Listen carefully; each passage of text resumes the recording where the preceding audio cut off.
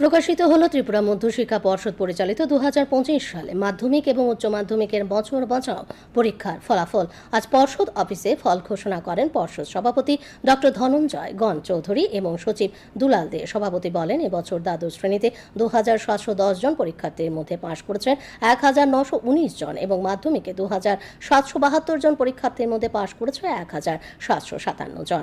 সব মিলিয়ে দ্বাদশ শ্রেণীতে পাশের হার 88.24% এবং মাধ্যমিকে 92.51%। পরীক্ষায় টোটাল নাম্বার অফ স্টুডেন্টস ছিল 2995 জন। পরীক্ষা দিয়েছিল 2710 জন, তার মধ্যে পাশ করেছে 1919 জন।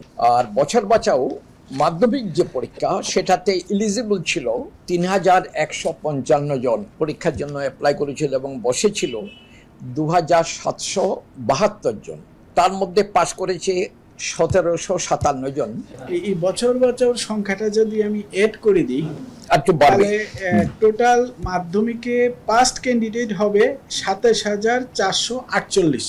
এর নিরিখে এখন পাস পার্সেন্টেজ দাঁড়াবে 92.51% হায়ার সেকেন্ডারির ক্ষেত্রে। তো আজকের এই বিবি রেজাল্টও যদি আমরা ইনক্লুড করে নিই, তখন টোটাল পাস্ট ক্যান্ডিডেট হবে 18,978, তাহলে পার্সেন্টেজ দাঁড়াবে 88.24%।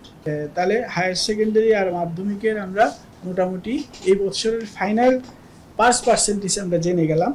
মাধ্যমিকে 92.5 আর হায়ার সেকেন্ডারিতে 82.24%।